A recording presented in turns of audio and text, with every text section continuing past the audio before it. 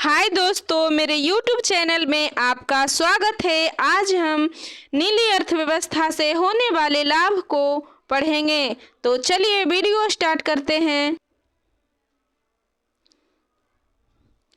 भूमि क्षेत्र के हिसाब से विश्व के 7वें सबसे बड़े देश होने के साथ ही भारत के पास एक विशाल और विविध समुद्री क्षेत्र भी है। अरब सागर और बंगाल की खाड़ी तट पर अवस्थित जीवंत बंदरगाहों से लेकर अंडमान निकोबार द्वीप समूह के रमणीय समुद्री तटों तक देश की नीली अर्थव्यवस्था इसके आर्थिक विकास और वृद्धि में एक महत्वपूर्ण भूमिका निभाती है। सरकार ने नीली अर्थव्यवस्था के विकास का समर्थन करने के लिए कई पहलों की शुरुआत की है। सरकार द्वारा शुरू की गई सागरमाला योजना भारत की बंदरगाह अवसंरचना के आधुनिकीकरण और तटीय क्षेत्रों तक कनेक्टिविटी में सुधार पर लक्षित है। तो नीली अर्थव्यवस्था कार्यक्रम तटवर्ती क्षेत्रों में सतत आर्थिक विकास पर केंद्रित है। भारत में नीली अर्थव्यवस्था से संबद्ध कई चुनौतियां भी हैं, जिनमें जलवायु परिवर्तन, समुद्री प्रदूषण, समुद्री संसाधनों का अतिदोहन आदि शामिल है। इस परिदृश्य में भारत के आर्थिक विकास में महत्वपूर्ण भूमिका निभा सकने और देश की दीर्घकालिक समृद्धि में योगदान करने के लिए नीली अर्थव्यवस्था की क्षमताओं की समीक्षा करना प्रासंगिक है। नीली अर्थव्यवस्था क्या है? नीली अर्थव्यवस्था ब्लू इकोनॉमिक अन्वेषण, आर्थिक विकास, बेहतर आजीविका और परिवहन के लिए समुद्री संसाधनों के सतत उपयोग के साथ ही समुद्री और तटीय पारिस्थितिकी तंत्र के स्वास्थ्य के संरक्षण को संदर्भित करती है। भारत में नीली अर्थव्यवस्था में नौवहन, पर्यटन, मत्स्य पालन, अपतटीय तेल गैस अन्वेषणों सहित कई क्षेत्र शामिल हैं। तो देखते हैं दोस्तों इसके आगे क्या है। उल्लेखनीय है कि विश्व व्यापार का 80% समुद्री के माध्यमों से संपन्न होता है। दुनिया के 40% आबादी तटीय क्षेत्रों के आसपास निवास करती है और 3 बिलियन से अधिक लोग अपनी आजीविका के लिए महासागरों का उपयोग करते हैं। नीली अर्थव्यवस्था का महत्व क्या है, विस्तार रूप से जानते हैं। परिवहन। भारत के 9 तटीय राज्यों में 12 प्रमुख 200 छोटे बंदरगाहों में विस्तृत 7500 किलोमीटर से अधिक लंबी तटरेखा के साथ भारत की नीली अर्थव्यवस्था परिवहन के माध्यम से देश के 95% व्यवसाय का समर्थन करती है। इसके सकल घरेलू उत्पाद में अनुमानित 4% का योगदान करती है। शिपिंग उद्योग का विस्तार। भारत शिपिंग उद्योग में अपनी उपस्थिति के विस्तार की इच्छा रखता है और जहां जहाज मरम्मत इसके रख रखाव के एक हब के रूप में अपनी क्षमता का विस्तार करना चाहता है। यह देश के लिए विभिन्न आर्थिक और भू राजनीतिक लाभों के द्वार खोल सकता है। अपतटीय ऊर्जा उत्पादन। भारत में अपतटीय पवन और सौर ऊर्जा विकसित करने के भी अवसर मौजूद हैं, जो देश की बढ़ती अर्थव्यवस्था या ऊर्जा को पूरा करने में मदद कर सकते हैं। एक्वाकल्चर और समुद्री जैव प्रौद्योगिकी। नीली अर्थव्यवस्था इन क्षेत्रों के विकास का समर्थन कर सकती है, जिनमें देश का खाद्य सुरक्षा में योगदान करने और महासागर पारिस्थितिकी तंत्र के स्वास्थ्य में सुधार लाने की क्षमता है। सतत विकास लक्ष्यों का तालमेल।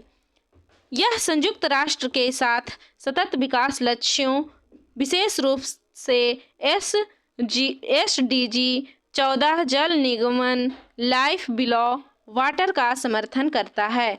भारत की नीली अर्थव्यवस्था से संबद्ध प्रमुख चुनौतियां भी हैं, इस पर थोड़ा विस्तार से चर्चा करते हैं।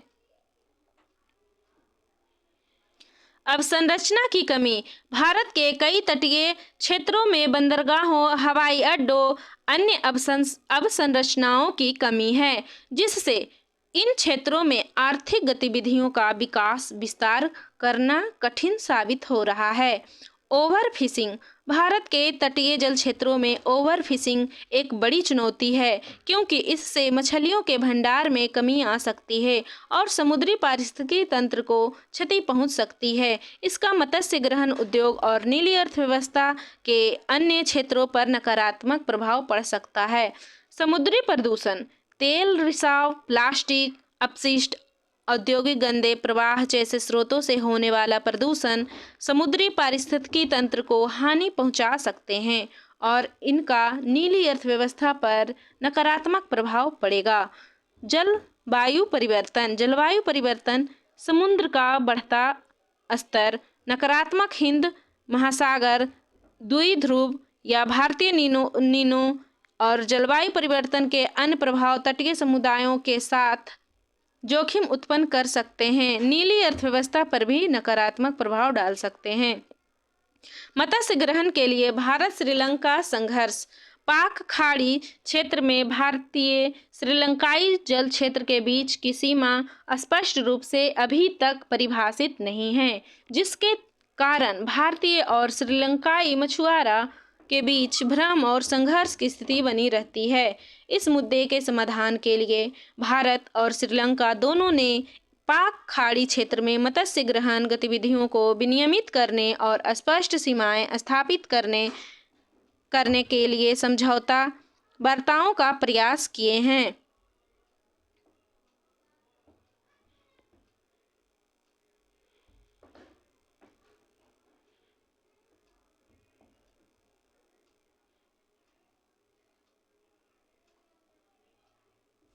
फिर भी यह समस्या अभी तक नहीं सुलझ पाया है। नीली अर्थव्यवस्था को बढ़ावा देने के लिए सरकार द्वारा उठाए गए निम्न कदम हैं। डीप ओशन मिशन, सतत विकास के लिए नीली क्रांति, अर्थव्यवस्था, भारतीय नॉर्वे कार्यबल, सागरमाला परियोजना, ओ स्मार्ट, एकीकृत तटीय क्षेत्र प्रबंधन, राष्ट्रीय मत्स्य नीति, नाविक। आगे की राह। सतत संसाधन प्रबंधन अभ्यासों को लागू करना, जैसे ग्रहण मात्रा कैच लिमिट निर्धारण करना, समुद्री संरक्षित क्षेत्रों की स्थापना करना, ओवरफिशिंग एवं अन्य प्रकार के संसाधन अतिदोहित को रोकने के लिए विनियमन परिवर्तित करना, समुद्री संसाधनों और उन पर निर्भर उद्योगों की दीर्घकालिक व्यवहार्यता को सुनिश्चित करने में मदद कर सकता है। अवसंरचना में निवेश। तटीय क्षेत्रों में बंदरगाहों, हवाई अड्डों, अन्य सुविधाओं जैसी संरचनाओं में निवेश करने से इन क्षेत्रों में आर्थिक गतिविधियों के विकास एवं विस्तार में मदद मिल सकती है।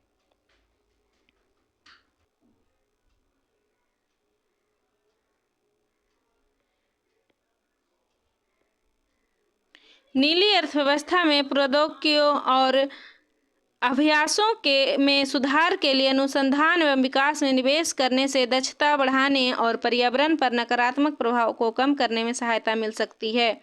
समुद्री और परिवहन संचार सेवाओं के साथ ही समुद्री अनुसंधान एवं विकास के लिए एक ज्ञान के केंद्र पर ध्यान देना चाहिए। भागीदारी एवं सहयोग। ज्ञान एवं विशेषज्ञता के आदान प्रदान और विभिन्न परियोजनाओं एवं पहलों पर सहयोग करने के लिए अन्य देशों, अंतर्राष्ट्रीय संगठनों और अन्य हितधारकों के साथ कार्य करना नीली अर्थव्यवस्था के विकास एवं वृद्धि का समर्थन करने में मदद कर सकता है। इसके साथ ही भारत को अपने महासागरों को केवल जल निकायों के रूप में नहीं देखना चाहिए, बल्कि निरंतर आर्थिक, सामाजिक और सांस्कृतिक संवादों के एक वैश्विक मंच के रूप में देखना चाहिए। आइए दोस्तों देखते हैं अभ्यास प्रश्न क्या है। भारत की नीली अर्थव्यवस्था के लिए विद्यमान चुनौतियों एवं अवसरों पर विचार करें। इस क्षेत्र के सतत विकास के लिए नवोन्मेषी रणनीतियों के सुझाव दें। तो चलिए दोस्तों, थैंक यू दोस्तों मेरा वीडियो देखने के लिए।